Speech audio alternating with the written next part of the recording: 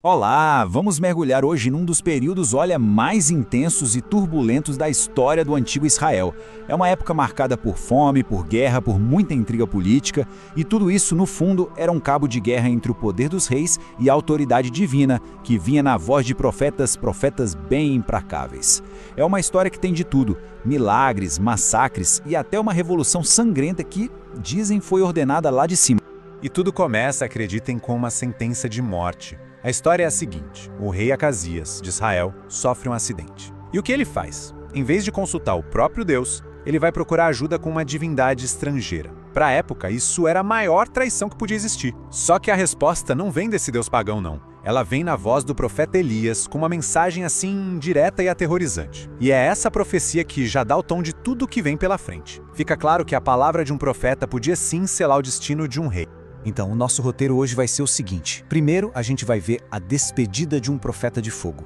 Depois, a porção dobrada do sucessor, que é bem interessante. Em seguida, milagres, guerra e política. Daí a gente entra na parte tensa, a unção de um rei rebelde e o expurgo sangrento de Jeú. E para fechar, a gente conversa sobre como o legado profético permanece. Então, vamos começar com os momentos finais e bem dramáticos do profeta Elias. E olha, ele era uma figura conhecida por ter um temperamento, digamos, de fogo e por bater de frente com o poder. Essa ousadia do rei Acasias de procurar outro deus é vista como traição, né? E o Elias não só prevê a morte dele, como ele mostra seu poder de um jeito assim, aterrorizante. Imagina a cena: o rei manda soldados prenderem o profeta. Elias invoca fogo do céu e puf! O fogo consome o capitão e seus 50 homens. O rei manda um segundo grupo. Acontece a mesma coisa. Só o terceiro capitão, que chega se humilhando, é que é poupado. Isso deixou uma mensagem bem clara. A autoridade de Elias vinha direto de Deus, e desafiar essa autoridade era, bem, letal. Bom, com a morte do rei anunciada, a era de Elias estava chegando ao fim. E agora, a história se volta para um momento chave: a passagem do bastão, a transferência de poder. E essa é uma das cenas mais simbólicas e sobrenaturais de todas. Olha, essa sucessão não é uma nomeação qualquer no escritório. É quase um evento cósmico. Elias e seu discípulo, Eliseu, eles vão andando até o rio Jordão. Chegando lá, Elias bate com o manto dele na água e o rio se abre. Antes de partir, ele pergunta a Eliseu o que ele quer. E o pedido de Eliseu é ousado para dizer o mínimo. Ele pede uma porção dobrada do espírito do mestre. Isso era basicamente o direito de herança do filho mais velho, sabe? Ele estava pedindo para ser o herdeiro espiritual principal. E não é que o pedido é concedido? De repente, Elias é levado para os céus numa carruagem de fogo. E Eliseu fica ali, sozinho, segurando o manto que caiu do seu mestre. E essa cena toda já mostra a grande mudança que estava vindo. Pensa bem, o Elias era uma figura meio isolada, tempestuosa. As ações dele eram quase sempre confrontos públicos, dramáticos. Já o Eliseu, ele vai ser diferente. Ele vai viver no meio das comunidades de profetas, vai se envolver com os problemas do dia a dia das pessoas. A influência dele vai ser construída com um monte de milagres, sabe? Dos grandes aos pequenos. E o poder de Eliseu é provado assim, na hora. A primeira coisa que ele faz é testar se o negócio funcionou. Ele pega o manto de Elias, bate no rio Jordão e as águas se separam, igualzinho ao mestre. Poder confirmado. Logo depois ele purifica a água de uma cidade usando sal. E aí vem um episódio chocante, bem brutal. Um grupo de jovens começa a zombar dele e ele os amaldiçoa. O resultado? 2 ursos saem da mata e atacam 42 deles. Pois é, fica bem claro que o espírito de Elias agora estava com Eliseu, com toda a autoridade e também com toda a severidade. Ok, com a sua autoridade mais do que estabelecida, Eliseu agora entra numa nova fase. Uma fase em que seu poder vai se manifestar de jeitos que afetam desde gente desesperada até o destino de nações inteiras. Então, fica a pergunta, né? Qual era o tamanho do poder desse novo profeta? Bom, as ações dele vão mostrar uma variedade de habilidades que, olha, firmaram a reputação dele por todo o reino e até fora dele. A lista de milagres é impressionante, sério. Ele salva uma família da escravidão por dívida multiplicando o azeite de uma viúva. Ele faz o milagre talvez mais incrível de todos, ressuscita um menino que tinha morrido, neutraliza veneno no ensopado que ia alimentar 100 homens, alimenta essa mesma galera com só 20 pães e ainda sobra, e até desafia a gravidade, fazendo um machado de ferro flutuar na água. Cada coisinha dessas só o tornava mais e mais influente. Mas talvez o milagre mais famoso seja a cura de Naaman. E Naaman era um general sírio, um inimigo poderoso de Israel. Ele tinha a lepra e estava desesperado, então ele viaja para Israel para encontrar o profeta. Só que o Eliseu nem sai para falar com ele, só manda um recado. Vai lá e se lava 7 vezes no Rio Jordão. Naamã fica furioso, pois esperava um ritual, alguma coisa grandiosa, mas os servos dele o convencem a tentar. Ele vai, obedece e é curado. Na hora. A história mostra que o poder não estava em rituais complicados, mas simplesmente em obedecer a palavra do profeta.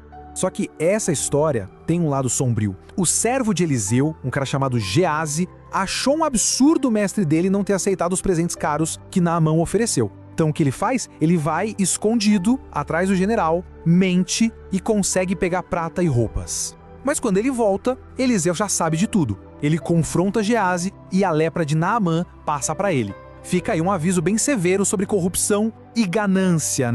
E agora a coisa muda de figura. O poder de Eliseu, que antes era focado em milagres, agora vira a chave para a arena geopolítica. E aqui ele não vai só conselhar reis, ele vai derrubar reis.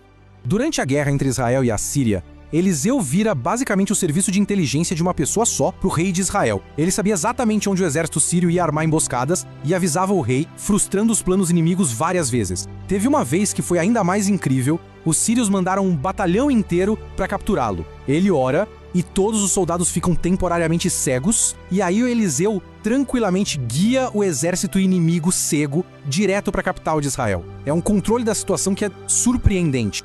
E aí vem o ponto de virada. Eliseu recebe uma ordem divina para derrubar a dinastia que governava Israel, a casa de Acabe. Eles eram vistos como corruptos, idólatras, principalmente porque promoviam a adoração ao deus Baal. Então, Eliseu manda um de seus discípulos numa missão secreta num acampamento militar. A ordem era: encontre um comandante chamado Jeú, leve ele para um quarto e unja ele como novo rei de Israel. E a missão dele era bem clara: exterminar completamente a casa de Acabe. A revolução tinha começado. E agora, a palavra do profeta se transforma em ação.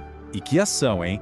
O que se segue é uma das campanhas de expurgo mais rápidas e brutais já registradas. Uma verdadeira onda de violência para cumprir um decreto divino. Jeú não perde um segundo. No minuto em que ele é ungido, ele sobe na sua carruagem e sai dirigindo como um louco. Ele mesmo mata o rei Jorão com uma flechada no coração e manda executar o rei de Judá, que estava de visita. Chegando na cidade, ele vê a rainha-mãe, Jezabel, na janela e ordena que a joguem lá de cima, cumprindo uma profecia antiga de que os cães a comeriam. O expurgo é metódico, é rápido e é absoluto.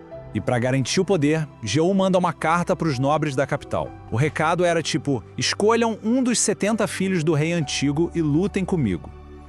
Os nobres, apavorados, se rendem na hora.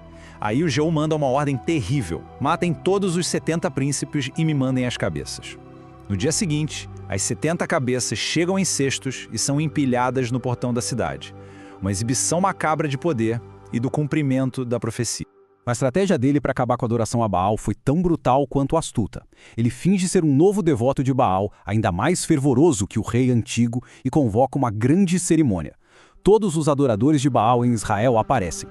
Depois que ele se certifica que não tem ninguém ali que não seja adorador de Baal, ele dá o sinal. 80 homens que estavam do lado de fora entram no templo e massacram todo mundo. Depois, o templo é demolido e vira um banheiro público. Depois dessa violenta tomada de poder por Jeú, a nação muda para sempre. E nesta parte final, a gente vai explorar as consequências disso tudo e os momentos finais da vida do profeta que começou essa história. Anos se passam, e mesmo no seu leito de morte, o poder de Eliseu não tinha diminuído.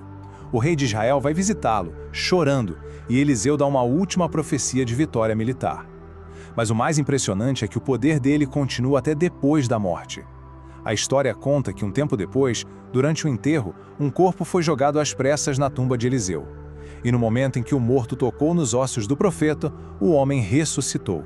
É a demonstração final de um poder que ia além da própria vida. E é assim que termina a Era de Eliseu, uma saga que mistura milagres cheios de compaixão com atos de uma violência brutal, e tudo em nome de um decreto divino. Isso nos deixa com uma questão bem complexa e que ecoa até hoje. O que acontece quando a autoridade celestial parece autorizar uma revolução aqui na Terra? As ações de Jeú foram justiça divina ou foi um massacre oportunista? E no fim das contas, qual é o verdadeiro custo quando a fé e a política se chocam de um jeito tão sangrento? Fica aí a reflexão.